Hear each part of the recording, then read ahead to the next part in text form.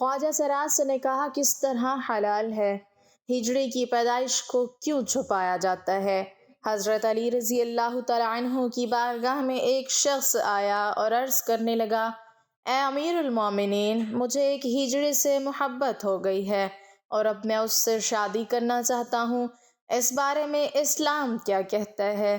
پاس بیٹھے حضرت ابن عباس بولے، ہجڑے جنات کی اولاد ہوتے ہیں، کیونکہ جب شوہر اپنی بیوی سے ہم بسم اللہ الرحمن الرحیم اسلامی تاریخ میں ایک واقعہ بیان کیا جاتا ہے کہ ایک شخص جسے لوگ خواجہ سراج سمجھتے تھے، مدینہ منورہ میں حضرت محمد صلی اللہ علیہ وسلم کے زمانے میں رہتا تھا، اور وہ گھروں میں اس خیال سے آتا جاتا تھا کہ وہ عورتوں کی طرف رغبت نہیں رکھتا، اس لیے اسے بعض اوقات عورتوں کے درمیان بیٹھنے کی اجازت دے دی جاتی تھی۔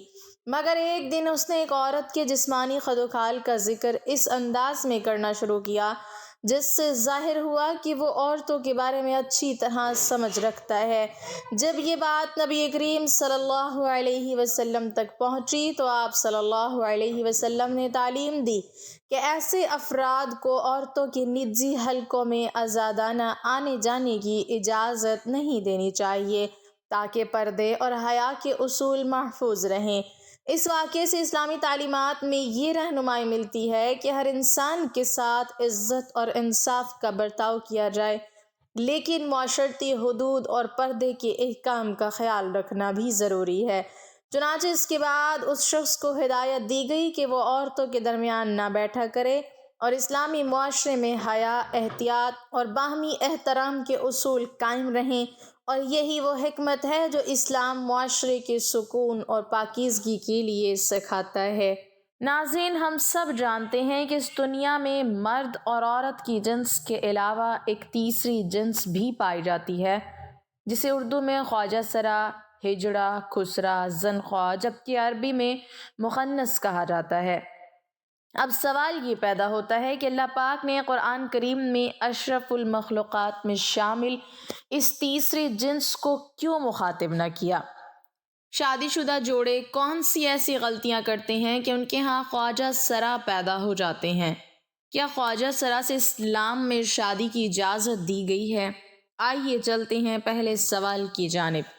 بے شک اللہ پاک ہی ساری کائنات کا خالق و مالک ہے، پھر ایسے کیسے ہو سکتا ہے کہ وہ اپنی مخلوق میں اس تیسری جنس کا ذکر نظر انداز کر دے؟ یہ محض ایک غلط فہمی ہے جو کہ مذہبی اور معاشرتی اکابرین نے ہمارے اندر پیدا کی ہوئی ہے۔ آئیے اس مسئلے کے حل کے لیے مشہور سائنسدان ہیری کلین فلٹر کی تھیوری کو دیکھتے ہیں۔ اس نے ایک بیماری دریافت کی جس کا نام اس نے اپنے نام پر یعنی کلین فلٹر سنڈروم رکھا۔ اس بیماری کے مطابق عورت اور مرد کی طرح خواجہ سرا کوئی تیسری جنس نہیں ہے بلکہ ایک جسمانی بیماری ہے۔ اللہ تعالیٰ نے انسان کو مرد اور عورت کے ہی روپ میں پیدا کیا ہے، لیکن جس طرح دیگر پیدائشی بیماریوں کی وجہ سے بچہ اندھا، گونگا اور بہرا پیدا ہو سکتا ہے، تو اسی طرح کروموسومز ایکس اور وائی کی تعداد کے عدم مطابقت کی وجہ سے بچے کی جنس کا تعین بھی نہیں ہو پاتا، جس سے بچہ پیدائشی طور پر ایب نارمل پیدا ہو جاتا ہے۔ ہر انسان میں 23 کروموسومز کے جوڑے پائے جاتے ہیں اور ہر جوڑا کروماٹین پر مشتمل ہوتا ہے۔ اس طرح مجموعی طور پر ایک انسان میں 46 کروماٹین پائے جاتے ہیں۔ بعض اوقات کروموسومز کی تبدیلی کے وقت مردوں میں ایک زائد کروماٹین ایکس پیدا ہوتا ہے۔ اس طرح مردوں میں 46 کی بجائے 47 کروماٹین پائے جاتے ہیں۔ سائنسدانوں کے مطابق ہر 500 میں سے ایک مرد یہ 47واں کروماٹین پیدا ہے، اور بچے کی پیدائش کے وقت اگر یہی 47واں کروماٹین کو کہ باپ کی طرف سے ایکس ایکس یا ایکس وائی کی شکل میں ماں کے کروماٹین ایکس سے جوڑا بنا لے تو بچہ پیدائشی طور پر ٹرانس جینڈر پیدا ہوتا ہے۔ یہاں یہ بات واضح کر دی کہ ماں کی طرف سے ہر صورت میں ایک ہی کروماٹین ایکس آتا ہے، جبکہ باپ کی طرف سے ایکس اور وائی دونوں میں سے کسی ایک نے آنا ہوتا ہے۔ لیکن اگر بدقسمتی سے باپ کی طرف سے ماں کو دونوں ایکس اور وائی مل جائیں تو پھر وہ ماں کے ایکس کے ساتھ مل کر ایک ایسا بچہ پیدا کرتے ہیں جس کی ساری زندگی سزا بچے اور ماں کو دی جاتی ہے، جبکہ یہ تحفہ تو باپ کا ہوتا ہے۔ لیکن اسلامی نقطہ نظر سے امام ابو الفرح طرطوسی کتاب التحریم الفاحش میں حضرت ابن عباس سے ایک نقل روایت کرتے ہیں کہ حضرت ابن عباس نے فرمایا کہ ہجڑے جنات کی اولاد ہیں۔ کسی نے حضرت ابن عباس سے دریافت کیا کہ یہ کیسے ہو سکتا ہے؟ تو آپ نے فرمایا کہ اللہ اور اس کے رسول نے آدمی کو حالت حیض میں بیوی سے مباشرت کرنے سے منع کیا ہے، جبکہ آدمی حالت حیض میں بیوی کے پاس آتا ہے تو شیطان عورت کی طرف آدمی سے پہلے پہنچ جاتا ہے۔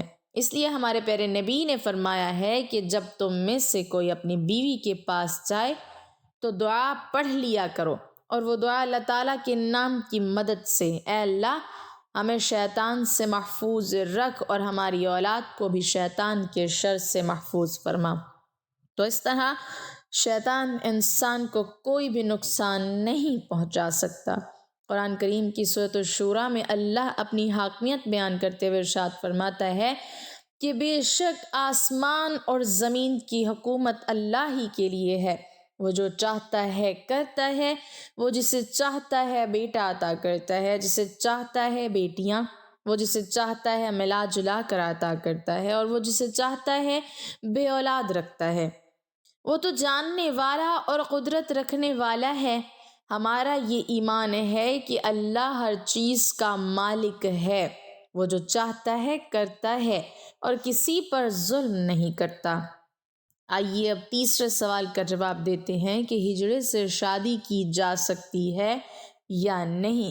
بات یہاں یہ ہے کہ ہجڑے کوئی الگ مخلوق نہیں ہوتے، بلکہ وہ بھی انسان ہی ہوتے ہیں۔ خلقی اوصاف کے اعتبار سے ان میں سے بعض مردانہ اوصاف سے محروم ہوتے ہیں اور بعض زنانہ اوصاف سے۔ یہ انسان کی تخلیق کے وہ عیب ہیں جو اللہ نے ان میں سے ایسے رکھے ہیں جیسے ہم بعض لوگوں کو انسانی اعضاء سے معذور پاتے ہیں۔ یہ نقائص امتحان کے لیے انسان میں رکھے جاتے ہیں۔ ایک انسان جو کہ معذور ہونے کے باوجود کامل عقل و شعور رکھتا ہے تو یہ اس کا صبر کا امتحان ہے۔ جس شخص میں مرد و عورت کی علامت بالکل مساوی ہوں، ان سے کسی لڑکے یا لڑکی کا نکاح شرعاً جائز نہیں۔ البتہ خنثی غیر مشکل، یعنی وہ خنثی کہ جس میں مردانہ قوی اور علامت غالب ہوں، تو شرعاً مرد شمار ہونے کی وجہ سے اس کا کسی لڑکی سے نکاح، اور اگر اس میں زنانہ صلاحیتیں اور علامات غالب ہوں تو اسے کسی مرد سے نکاح شرعاً بھی جائز اور درست ہوگا۔ ایک دفعہ ایک شخص باب العلم امیر المومنین حضرت علی رضی اللہ تعالیٰ عنہ کے دربار میں حاضر ہوا اور عرض کرنے لگا، اے امیر المومنین، میرا بھائی ایک خواجہ سرا کی محبت میں گرفتار ہو گیا ہے۔ جب ہم نے اس کو اس مکروہ عمل سے باز رکھنے کی کوشش کی تو اس نے اس مخنث سے شادی کر لی۔ اب آپ بتائیے کیا یہ نکاح جائز ہے؟ جب یہ معاملہ حضرت علی رضی اللہ تعالیٰ عنہ کے سامنے پیش کیا گیا تو آپ نے خواجہ سرا سے دریافت کیا کہ تمہاری مشابہت مرد کی طرح ہے یا عورت جیسی ہے؟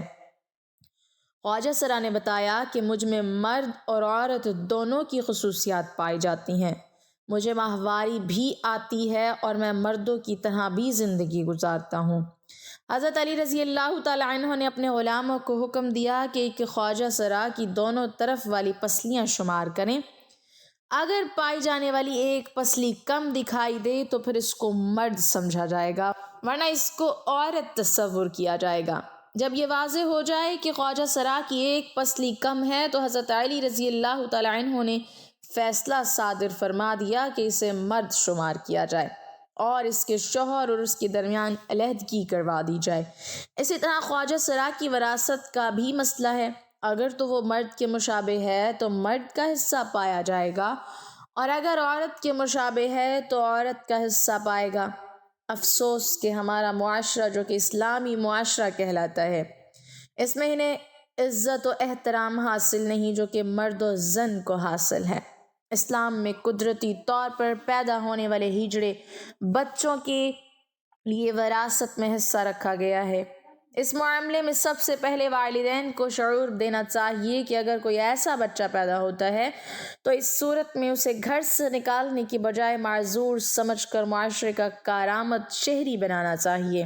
اس مسئلے میں دوسری اور بڑی ذمہ داری حکومت وقت پر عائد ہوتی ہے کہ ان پر جو کام کاج کے دروازے بند ہوتے ہیں جس کی وجہ سے یہ سڑکوں پر بھیک مانگنے تک مجبور ہو جاتے ہیں وہ ختم کی جائیں۔ اس سلسلے میں قانون تو موجود ہے لیکن عمل کوئی نہیں کرتا۔ بہرحال آج ہماری ویڈیو اسی سلسلے میں ایک کاوش تھی کہ ان لوگوں کے وہ حقوق دلوائے جائیں جو کہ باقی تمام شہریوں کو حاصل ہیں۔ میری آپ سب سے درخواست ہے کہ خواجہ سرا کو حقیر نظر سے دیکھنے کی بجائے ان کو بھی عزت و احترام دیا جائے جیسے کہ معاشرے کی دوسرے تمام افراد کو حاصل ہے۔ قرآن پاک کی سورہ شورى آیت نمبر 49 سے 50 میں اللہ تعالیٰ کا فرمان ہے کہ وہ زمین اور آسمان کی بادشاہی کا مالک ہے۔ وہ جو کچھ چاہتا ہے پیدا فرماتا ہے، جسے چاہتا ہے لڑکیاں دیتا ہے، جسے چاہتا ہے لڑکے لڑکیاں ملا کر دیتا ہے، اور جسے چاہتا ہے بانجھ کر دیتا ہے۔ وہ سب کچھ جانتا ہے اور ہر چیز پر قادر ہے۔ ناظرین، اللہ تعالیٰ غفور الرحیم ہے، وہ جو چاہتا ہے کرتا ہے، لیکن یاد رکھیں کہ وہ کبھی بھی کسی پر ظلم نہیں کرتا۔ ناظرین، ہمارے ہاں اکثر آپ نے شادی بیاہوں اور میلوں ٹھیلوں پر ایسے لوگوں کو دیکھا ہوگا جو کہ ناچتے گاتے اور بعض حالتوں میں بھیک بھی مانگتے نظر آتے ہیں۔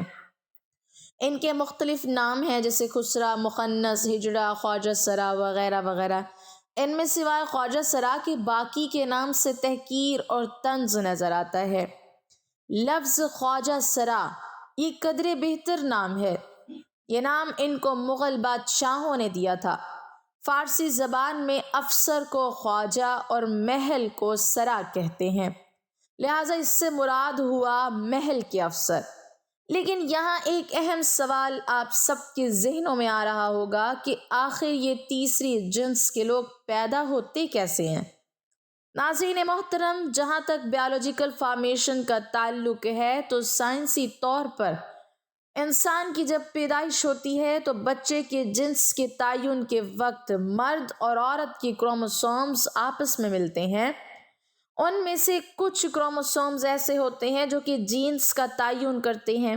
اگر مرد کی کروموسومز غالب ہوں تو لڑکا ہوتا ہے، اگر عورت کی کروموسومز غالب ہوں تو لڑکی پیدا ہوتی ہے۔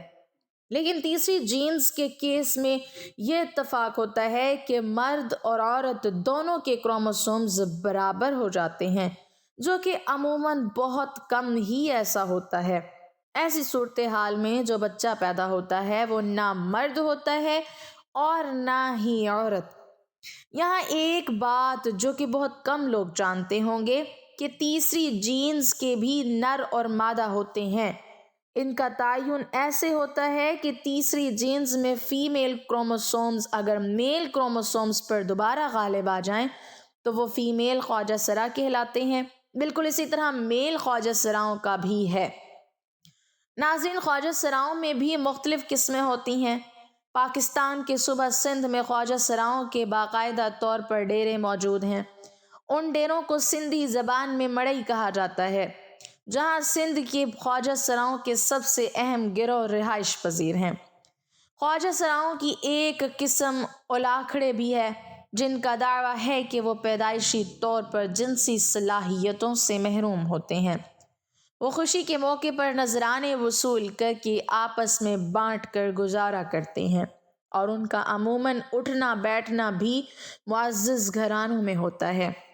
ناظرین محترم، حضرت علی رضی اللہ تعالی عنہ جن کا علم و حکمت میں پوری دنیا میں کوئی ثانی نہیں تھا، ایک دفعہ آپ سے دریافت کیا گیا کہ یہ خواجہ سراؤں کی وراثت کا کیا مسئلہ ہے، تو آپ نے فوراً جواب دیا کہ خواجہ سرا کی وراثت کا تعین اس کی مشابہت کی بنا پر کیا جائے گا، یعنی اگر وہ مرد کے مشابہ ہے تو مرد کا حصہ پائے گا، اگر اس کی جسامت عورت کی مشابہ ہے تو اسے عورت کا حصہ ملے گا۔ اس سے معلوم ہوتا ہے کہ اسلام نے عورت اور مرد کی طرح تیسری جنس کو بھی حقوق سے نوازا ہے۔ ایک دفعہ ایک شخص نے ایک خنسا یعنی خواجہ سرا سے شادی کی اور مہر میں اس شخص نے اپنی بیوی یعنی خنسا کو ایک لونڈی دی۔ وہ خنسا یعنی وہ خواجہ سرا اس قسم کا تھا کہ اس کا فرج مردوں اور عورتوں دونوں قسم کا تھا۔ اس شخص نے اپنی بیوی یعنی خواجہ سرا کے ساتھ جمع کیا تو اس سے ایک لڑکا پیدا ہوا، اور جب اس خنسا نے اپنی اس مہر میں آئی لونڈی کے ساتھ جمع کیا تو اس سے بھی ایک لڑکا پیدا ہوا۔ یہ بات مشہور ہو گئی اور معاملہ امیر المومنین سیدنا علی المرتضیٰ رضی اللہ تعالی عنہ کی خدمت میں پیش کیا گیا۔ تو آپ نے جب اس خنسا سے استفسار کیا تو اس نے جواب دیا کہ اس کا فرج عورتوں والا بھی ہے اور اس سے ماہواری بھی آتی ہے۔ حضرت علی رضی اللہ تعالی عنہ نے اپنے دونوں غلاموں برق اور قمبر کو بلایا اور ان کو حکم دیا کہ وہ خنسا یعنی اس خواجہ سرا کی دونوں طرف والی پسلیاں شمار کریں۔ اگر بائیں جانب والی ایک پسلی دائیں جانب سے کم ہو تو پھر اس خنسا کو مرد سمجھا جائے گا، ورنہ اس کو عورت تصور کیا جائے گا۔ اس کے بعد جب یہ واضح ہو گیا کہ اس خواجہ سرا کی ایک پسلی کم ہے تو حضرت علی رضی اللہ تعالی عنہ نے اس کے مرد ہونے کا فیصلہ صادر فرما دیا اور اس کے شوہر اور اس کے درمیان علیحدگی کروا دی۔ ناظرین، اسلامی کتب میں درج ہے کہ جب اللہ تعالیٰ نے حضرت آدم علیہ السلام کو اکیلا فرمایا اور پھر اللہ تعالیٰ نے حضرت آدم علیہ السلام پر احسان کا ارادہ فرمایا کہ اس کا جوڑا پیدا فرمایا جائے تاکہ ان میں سے ہر ایک اپنے جوڑے سے سکون حاصل کرے، حضرت آدم علیہ السلام بیدار ہوئے تو ان کی بائیں جانب ایک حسین و جمیل عورت بیٹھی ہوئی تھی۔ یہی وجہ ہے کہ مرد کی بائیں جانب کی پسلی عورت سے کم ہوتی ہے اور عورت کی دوسری جانب کی پسلیاں برابر ہوتی ہیں۔ کل پسلیوں کی تعداد 24 ہے، 12 دائیں جانب اور 12 بائیں جانب ہوتی ہے، جبکہ مرد کی دائیں جانب 12 اور بائیں جانب 11 ہوتی ہیں۔ تو مرد کی کل پسلیاں 24 کی بجائے 23 ہوتی ہیں۔ لیکن ایک اسلامی جمہوریہ ملک ہونے کے باوجود اس ملک میں رہنے والے افراد اسلام سے بہت دور جا چکے ہیں۔ اسلام جتنا انسانیت کا درس دیتا ہے، افسوس کے ساتھ کہنا پڑ رہا ہے کہ ہم اتنا ہی انسانیت سے دور جا رہے ہیں۔ مختصر یہ کہ ہم اس قدر بے حس ہو گئے ہیں کہ ہمیں ان تڑپتی زندگیوں کے دکھ درد کا ادراک ہی نہیں، بلکہ ہم کسی نہ کسی طرح ان انگاروں میں تپش بڑھانے کا سبب بن رہے ہیں۔ یہ بالکل ہماری ہی طرح کے انسان ہیں، یہ سانس تو لیتے ہیں مگر گھٹ گھٹ کر۔ انہیں جینے کا حق تو ہے مگر اس کے لیے انہیں بہت بڑی قیمت چکانا پڑتی ہے۔ ان کے رنگ برنگے لباس، چمکتے زیورات، روشن رنگین چہرے، کھنکتے پائل اور لڑکھڑاتے بل کھاتے بدن میں زندگی گھسٹتی تو ہے مگر دہکتے انگاروں پر۔ ان کی چمک دمک کے پیچھے نہ جانے کتنے اندوہناک کہانیاں ہیں جنہیں سننے کی سکت شاید ہم میں نہ ہو سکتا ہے کہ ہماری روح ان کہانیوں کا بوجھ اٹھانے سے انکار ہی کر دے۔ تو ناظرین، یہ تھی ہمارے معاشرے میں جیتے جاگتے ان ستم ظریفیوں کی کہانی جن کو ہر جگہ طنز و تحقیق کا سامنا کرنا پڑتا ہے۔ اللہ پاک ہمیں بہتر عمل کی توفیق عطا فرمائے اور ہمارا خاتمہ ایمان پر فرمائے، آمین۔ ناظرین، کمنٹ باکس میں اللہ تعالیٰ کے 99 ناموں میں سے ایک نام ضرور ٹائپ کریں۔